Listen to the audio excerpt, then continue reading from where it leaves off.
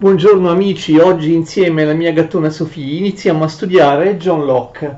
John Locke, filosofo inglese, un autore della massima importanza all'interno della storia del pensiero, un autore del Seicento. John Locke sarà un pochino lungo da spiegare perché le sue dottrine sono importanti in differenti settori, in differenti ambiti. Locke è importante per via dell'empirismo, la scuola filosofica, la dottrina, la teoria che sostiene che tutte le nostre idee derivano dai sensi, ma Locke è il primo, il più importante, ma comunque il primo degli empiristi moderni, quelli del Seicento e del Settecento, il primo di una triade di personaggi che comprenderà anche George Berkeley e Hume, lo scozzese David Hume, che porta avanti l'importantissima teoria in materia di conoscenza che postula che tutte le nostre idee derivino dai sensi. Lasciamo andare Sophie. Da scuola filosofica, quella dell'empirismo è tipicamente inglese e scozzese, si contrappone alla tendenza razionalistica o intellettualistica di Cartesio,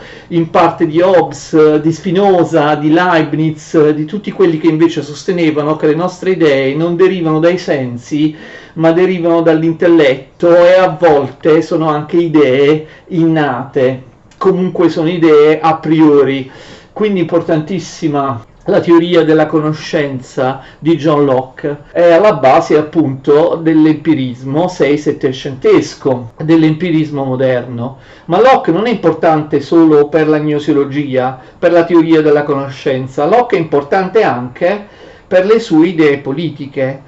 Il sistema politico liberale, il modello di Stato libero, con la separazione dei poteri, con i diritti dei cittadini, con il primo ministro che deve avere la maggioranza di un Parlamento, con i diritti fondamentali che garantiscono i diritti dei cittadini, documenti costituzionali. Tutte queste cose hanno la massima spiegazione teorica nelle opere di John Locke.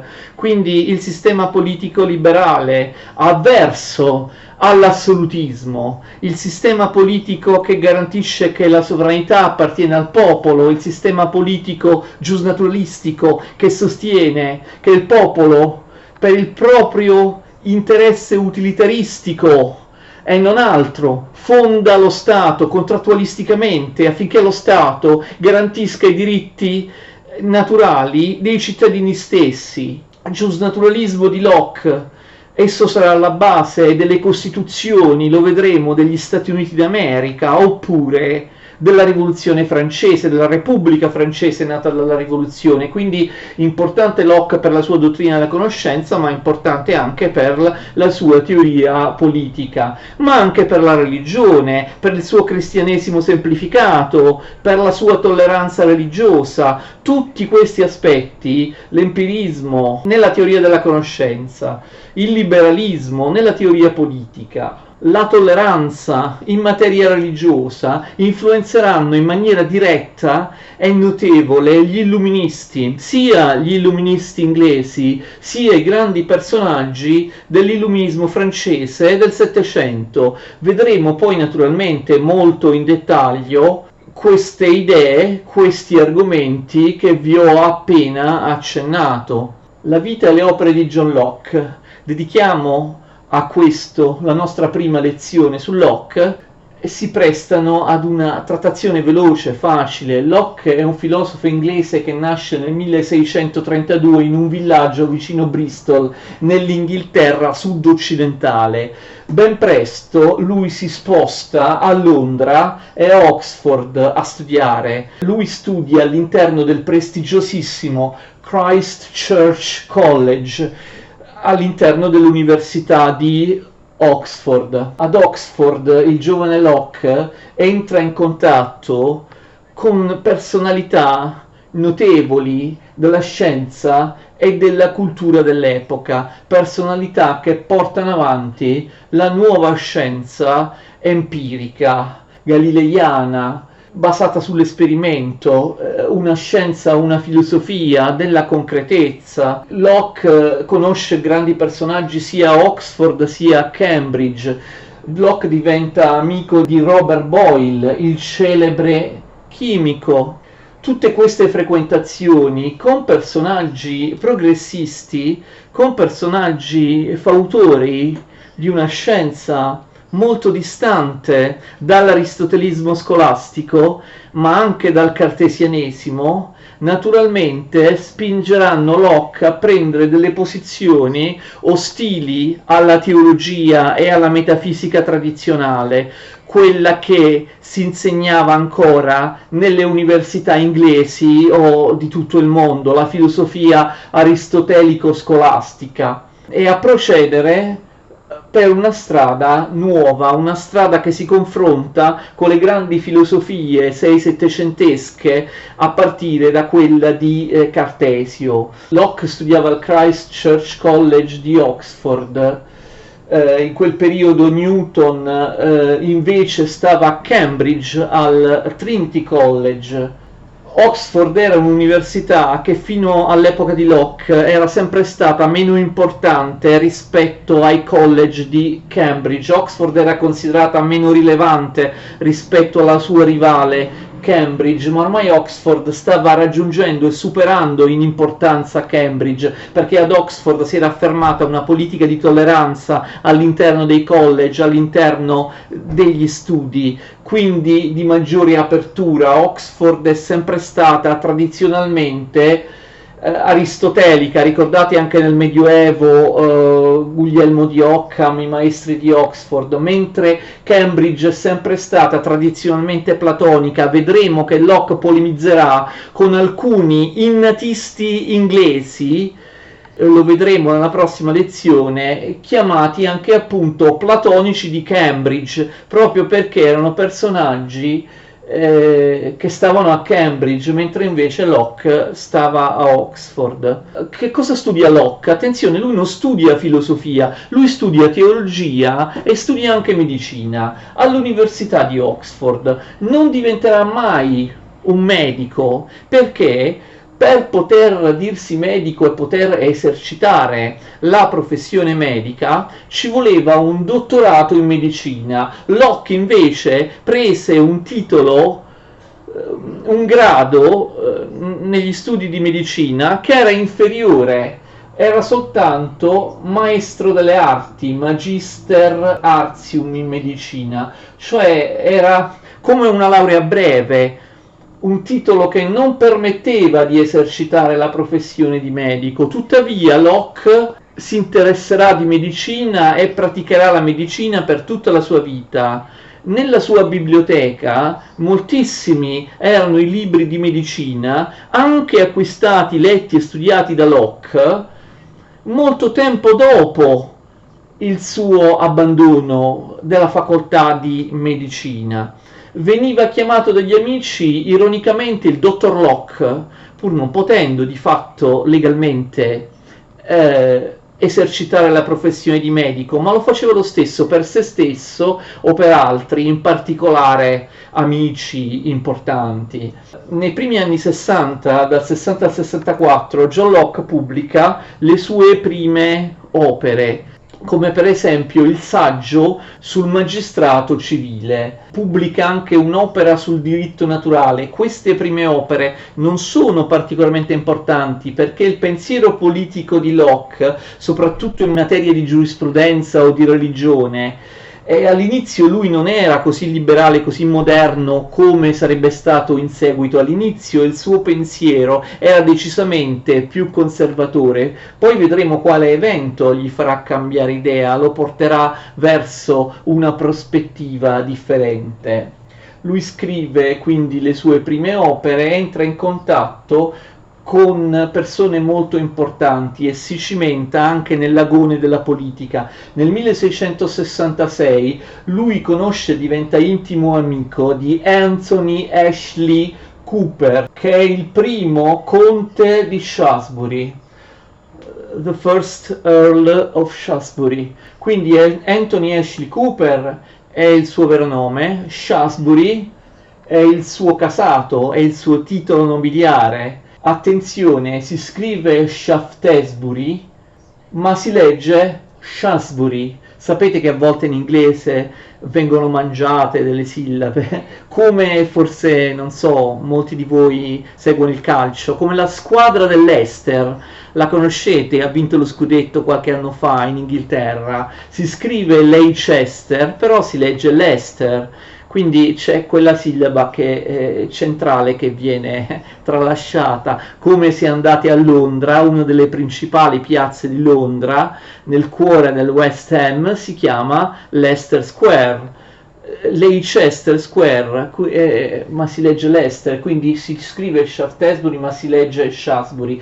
Locke diventa il consigliere del primo conte di Shaftesbury. Perché dico primo conte di Shaftesbury? Qui è facile fare confusione, ci sarà un altro personaggio importante, ancora più importante, successivo, che è il terzo conte di Shaftesbury, che viene ricordato nella storia della filosofia perché non questo amico di Locke, primo conte di Shaftesbury, ma un suo erede, cioè il terzo conte di Shaftesbury, sarà un filosofo, un illuminista inglese, un free thinker molto importante, molto amico di John Toland e degli altri free thinkers. Quindi il terzo conte di Shaftesbury, questo invece è il primo conte di Shaftesbury. Il primo conte di Shaftesbury, un importante politico.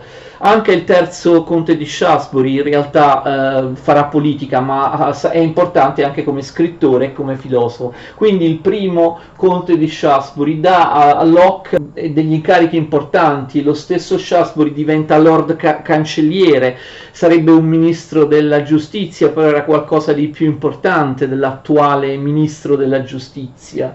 Anche Locke quindi assume degli incarichi politici importanti. Locke viene anche eletto all'interno della Royal Society, l'accademia londinese importantissima che veniva guidata prima da Boyle e poi dopo la morte di Boyle sarà presieduta da Isaac Newton. Nel 72-73 Locke scrive ancora delle opere importanti che però non pubblica.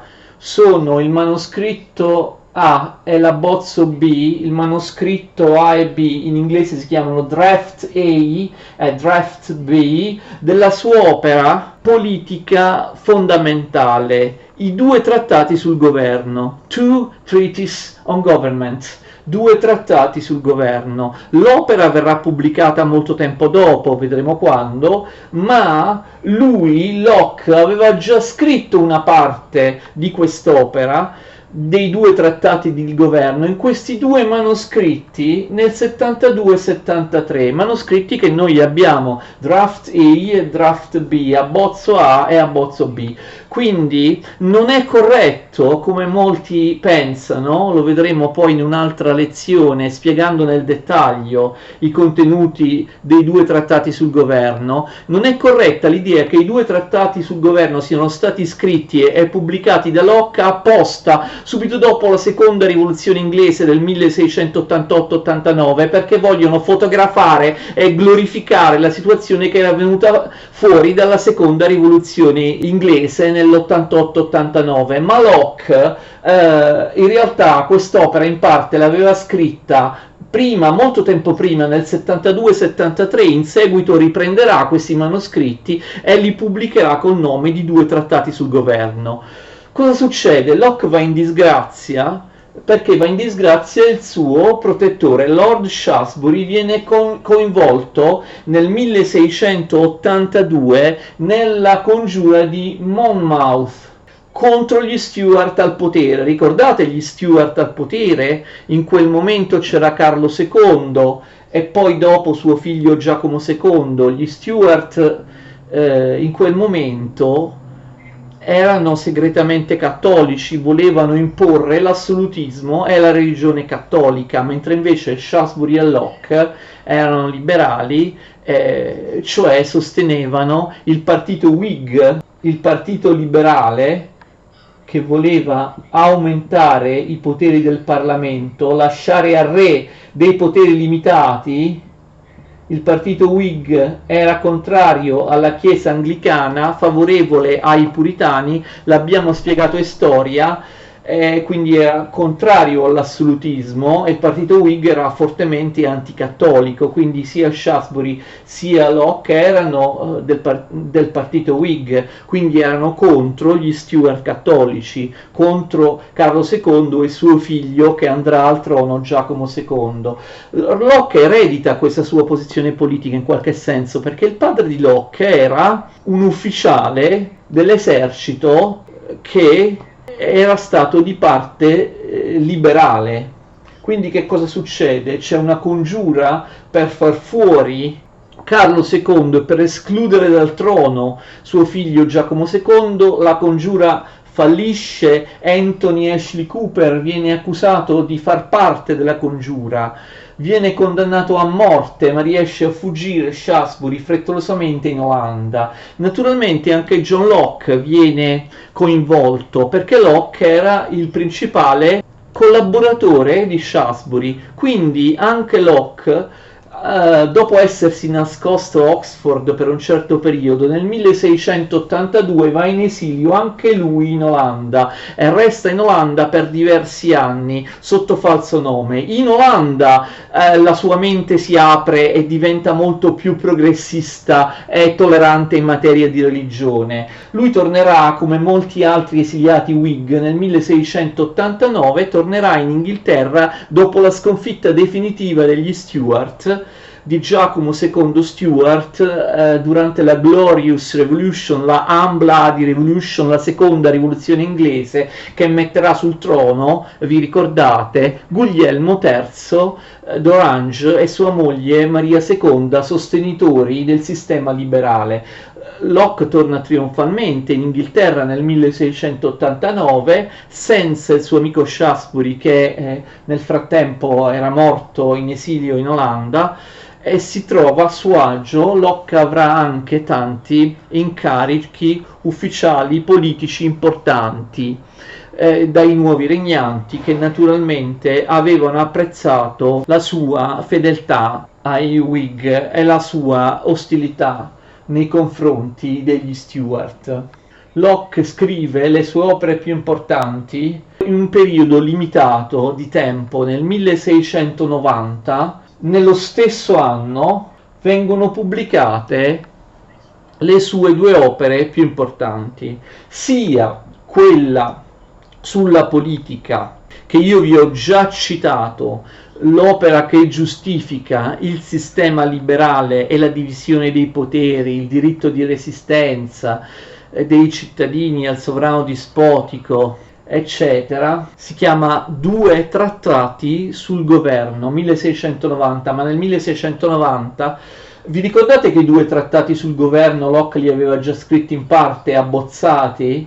Poi, subito dopo essere tornato in Inghilterra, dopo la seconda rivoluzione, li riprende, questi manoscritti, e li porta a forma definitiva. Nel 1690 esce anche il suo secondo lavoro particolarmente celebre, l'opera di teoria della conoscenza sull'empirismo, in cui lui cerca di dimostrare che tutte le nostre conoscenze hanno origine nell'esperienza, nei sensi.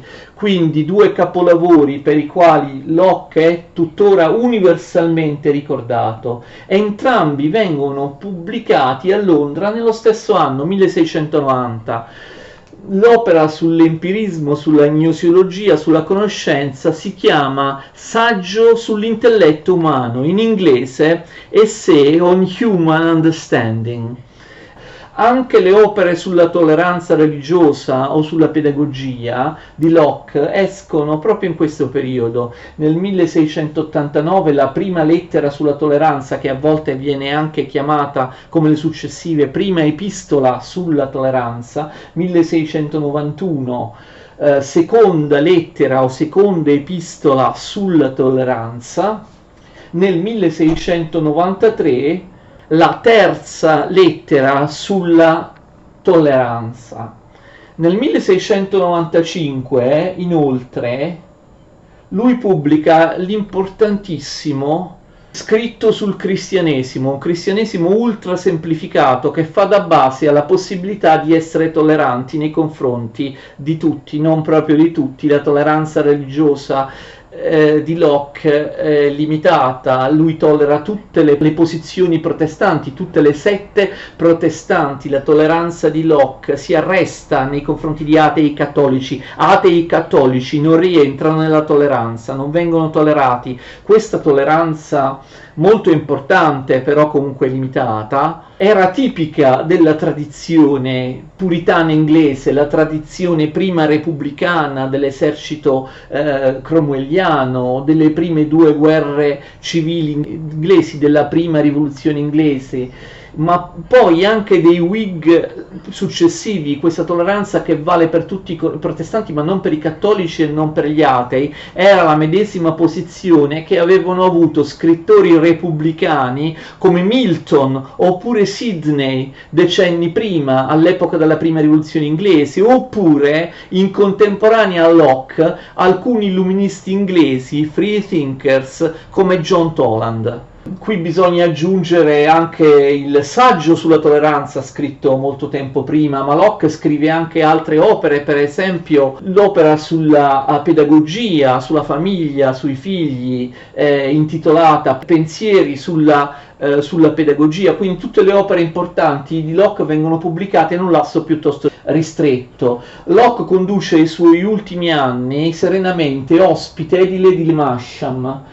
Lady Masham, una signora dell'alta società inglese. Lady Masham ospita Locke nella sua villa di campagna, nella campagna vicino Londra, la campagna dell'Essex, dove, vivendo, godendo del bel panorama della campagna, Locke si spegne nel 1704. Lady Masham era la figlia di Ralph Cadworth, importante filosofo che era uno dei tre cosiddetti platonici di Cambridge o innatisti inglesi, come vedremo nella prossima lezione, che lo stesso Locke aveva criticato. Questi platonici di Cambridge pensavano che le nostre idee fossero innate, non derivate dall'esperienza, come diceva Locke. Comunque, nonostante le idee filosofiche differenti, la figlia di Ralph Cadworth, Lady Masham, ospitò Locke nella sua casa di campagna fino alla sua morte. Locke aveva sempre avuto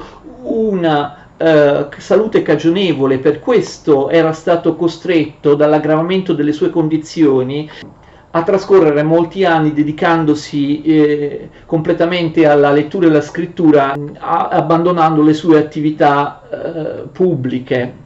In precedenza, attenzione, la sua salute lo aveva anche spinto a fare numerosi viaggi in Francia alla ricerca di un clima migliore. Aveva dei problemi polmonari Locke. Quando era giovane questi viaggi si rivelarono importanti perché in Francia misero a contatto Locke con la cultura cartesiana, con la cultura dei giansenisti, oppure con la cultura tipicamente francese del libertinismo. Quindi queste sono le poche importanti vicende, indicazioni sulla vita e le opere di John Locke. Abbiamo fatto ovviamente un'introduzione sui temi della sua filosofia. A partire dalla prossima volta ovviamente parleremo in maniera estesa e spero abbastanza approfondita delle idee di questo importantissimo pensatore inglese. Arrivederci, continuate a seguire le mie lezioni su John Locke.